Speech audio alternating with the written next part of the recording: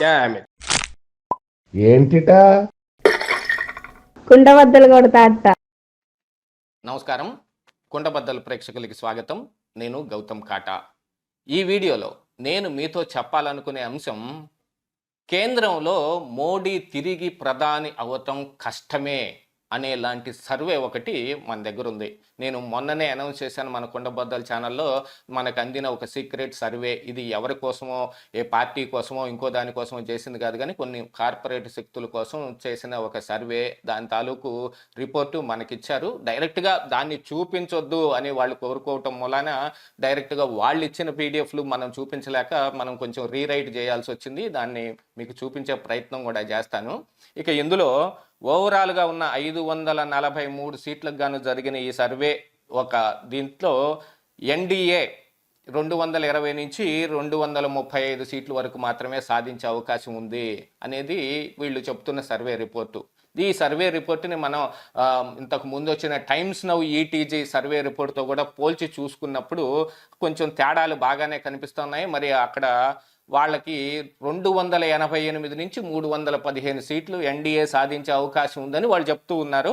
మరి ఎలాగనేది మనం ఒకసారి స్టేట్ వైజ్గాను యూటీ వైజ్గా కూడా అన్ని రిపోర్టు ఇవి ఇవ్వటం జరిగింది. దాన్ని పరిశీలించి వాళ్ళ దాంతో పోల్చి చూసుకుందాం మనం కూడా ఒకసారి.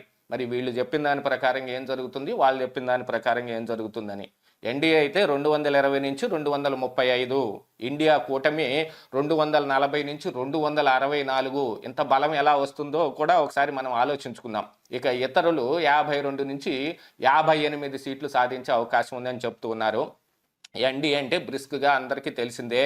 బీజేపీ పెద్ద స్టేక్ ఉన్న పార్టీ, 99% వాళ్లే. ఆ తర్వాత శివసేనలో కూడా ఇప్పుడు 2 చీలికలు వచ్చాయి. శివసేన షిండే వర్గం ఈ ఎన్డీఏ తోటి కలిసి ఉంది.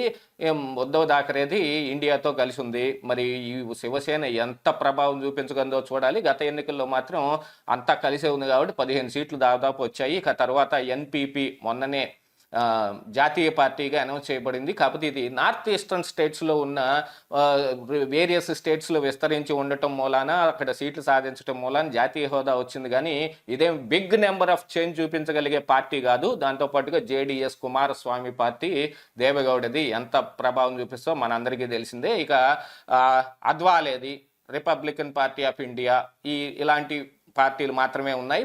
మెయిన్ బీజేపీ మాత్రమే.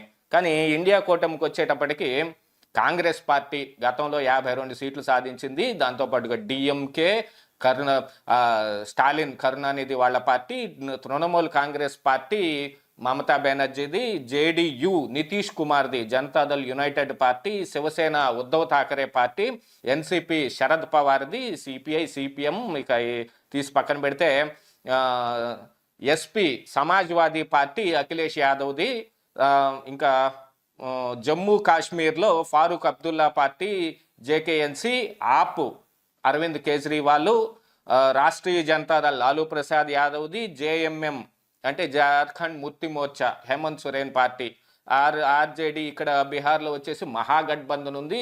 జార్ఖండ్లో కూడా మహాగఠబంధనే ఉంది. ఇందులో ఆర్జేడీ, జేఎంఎం, కాంగ్రెస్ పార్టీ వీళ్ళందరూ కలిసి బీహార్ మహాగఠబంధన్ ఒకటి, జార్ఖండ్లో మహాగఠబంధన్ ఒకటి ఏర్పరుచుకున్నారు. ఇక ఇతరులకు వచ్చేటప్పటికి BJD, TDP, YSRCP, BRS party, ఇక నార్త్ ఈస్టర్న్ స్టేట్స్లో కొన్ని పార్టీలు ఎన్డీపీపీ, ఎన్పీఎఫ్, ఎంఎన్ఎఫ్ అంటే మిజో నేషనల్ ఫ్రంట్, మీకు ఈ నార్త్ ఈస్టర్న్ స్టేట్స్ పార్టీలు కొన్ని ఉన్నాయి. ఈ 1-6 సీట్లలో మాత్రమే పోటీ చేసేవి. ఫస్ట్గా మనం దీన్ని సౌత్ ఇండియా తోటి స్టార్ట్ చేసుకుంటే, అందులో మన ఏపీ తోటి స్టార్ట్ చేసుకుంటే ఆంధ్రప్రదేశ్ రాష్ట్రంలో 25 సీట్లు ఉన్నాయి. దీనికి గాను టీడీపీ, జనసేన కలిసి 18 నుంచి 20 సీట్లు సాధించే అవకాశం ఉందని వీళ్ళ రిపోర్ట్ చెబుతా ఉంది. దీంట్లో బీజేపీ కలిపి లేదు, ఎందుకంటే ఇది డిసెంబర్ 31 నాటి వరకు చేసింది. అప్పటికి బీజేపీ తోటి ఏం లేదు కాబట్టి అప్పటికి ఆ 2 కలిసి ఉన్న పరిస్థితుల ప్రకారంగా చెబుతూ ఉన్నారు. వైఎస్ఆర్ కాంగ్రెస్ పార్టీ 5 నుంచి 7 సీట్లు సాధించే అవకాశం ఉంది.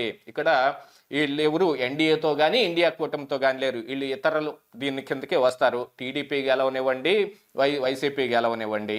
మరి ఇక్కడ వైఎస్ఆర్సీపీ 5 నుంచి 7 అని అంటే ఇప్పుడున్న పరిస్థితుల ప్రకారంగా చూసుకుంటే మరి ఇలా 5 నుంచి 7 గెలవటం అనేది కూడా కొంచెం కష్టమేమో అన్నట్టుగా అనిపిస్తూ ఉంది. అయినా గెలిచే అవకాశాలు ఏమి లేకపోలేదు. 5 గ్యారెంటీగా గెలుస్తారని నేనైతే అనుకుంటున్నాను. తెలంగాణలో 17 ఉన్నాయి. దీనికి గాను ఎన్డీఏ అంటే బీజేపీ అనుకోండి 2 నుంచి 3, ఇండియా అంటే కాంగ్రెస్ పార్టీయే 9 నుంచి 11, బీఆర్ఎస్ పార్టీ ఇది కూడా ఏ కూటమితో లేనిది 3 నుంచి 4, ఎంఐఎం 1. ఎంఐఎం అంటే ఇంకా తెలంగాణలో లెక్కేసుకోవటమే 17 సీట్లలో గాను 16కే లెక్కేసుకోవాలి. 1 తీసి ఎంఐఎం కోసం పక్కన పెట్టేయాల్సిందే అన్నట్టుగా ఉంటాయి పరిస్థితులు. మరి మిగతా వాటిలో బీజేపీ కూడా 2 నుంచి 3, కాంగ్రెస్ పార్టీ 9 నుంచి 11 అని అంటూ ఉంటే, మరి టైమ్స్ నౌ ఈటీజీ వాళ్ళు ఇచ్చిన సర్వే ప్రకారంగా ఆంధ్రప్రదేశ్ రాష్ట్రంలో 24 నుంచి 25 వైఎస్ఆర్ కాంగ్రెస్ పార్టీ కొట్టవతలు పాడేయటమే. మరి అలాంటి పరిస్థితులు ఏం కనిపించడం లేదు. తెలంగాణలో వీళ్ళు రివర్స్లో ఇచ్చారు. బీఆర్ఎస్ పార్టీ 9 నుంచి 11, కాంగ్రెస్ పార్టీ 3 నుంచి 4 అని. అది ఇప్పుడున్న పరిస్థితుల ప్రకారంగా అయితే మనకే డైరెక్ట్గానే అర్థమైపోతుంది కాంగ్రెస్ పార్టీ అక్కడ 9 నుంచి 11 సీట్లు కొట్టే అవకాశం ఉందని. ఇక కర్ణాటకలో 28 సీట్లకు గాను ఎన్డీఏ 8 నుంచి 10, ఇండియా కూటమి అంటే ఇండియా కూటమి అంటే ఇక్కడ ఉన్నది కేవలం కాంగ్రెస్ పార్టీ అనుకోండి 18 నుంచి 20 సీట్లు కొట్టే అవకాశం ఉందని ఈ సర్వే చెప్తా ఉంది. కానీ వీళ్ళు కర్ణాటకలో ఎవరు టైమ్స్ నౌ ఈటీజీ వాళ్ళు కర్ణాటకలో రివర్స్లో చెబుతున్నారు 18 నుంచి 20 బీజేపీ కొడుతుందని. మరి ఉన్న పరిస్థితుల ప్రకారంగా అక్కడ కాంగ్రెస్ పార్టీ అధికారంలో ఉంది. అధికారంలో ఉన్న వాళ్ళ మీద యాంటీ ఇన్కంబెన్సీ ఉంది అని అనుకుంటే కొత్తగా ఏర్పడిన గవర్నమెంటే. దానికి ముందు బీజేపీ గవర్నమెంట్ ఉంది. అందులో వీళ్ల మీద బోల్డంత వ్యతిరేకతతోటే ఇప్పుడు ఈ కాంగ్రెస్ పార్టీని ఎన్నుకోవడం జరిగింది. మరి అది మొత్తం తుడిచిపెట్టుకుపోయి మరి 18 నుంచి 20 సీట్లు ఎలా వస్తాయో తెలియడం లేదు. నాకైతే వీళ్ళు ఇచ్చిన సర్వేనే కర్ణాటకలో 18 నుంచి 20 కాంగ్రెస్ పార్టీ కొడుతుంది అనిపిస్తూ ఉంది. కేరళలో ఉన్న 20 సీట్లకు గాను 20కి 20 ఇండియా కూటమే. అది సిపిఐ కావచ్చు, కాంగ్రెస్ కావచ్చు. మరి ఇక్కడ బీజేపీ కానీ బీజేపీతో అలైడ్గా ఉన్న ఒక కేరళ పార్టీ ఒకటి కూడా ఎన్డీఏలో ఉన్న పార్టీ 1 అరా ఉన్నాయి. వాళ్ళు మాత్రం ఏం ప్రభావం చూపలేదు. కనీసం అసెంబ్లీ సీటు కూడా కొట్టలేని పరిస్థితుల్లో ఉన్న పార్టీ అది. మరి ఇక్కడ 20కి 20 ఇండియా కూటమికే వేసుకోవాలి. మరి వీళ్ళైతే దాన్ని సావకాశంగా తీసి పక్కన పడేశారు. ఈ కేరళ గురించి అక్కడ ప్రస్తావించలేదు.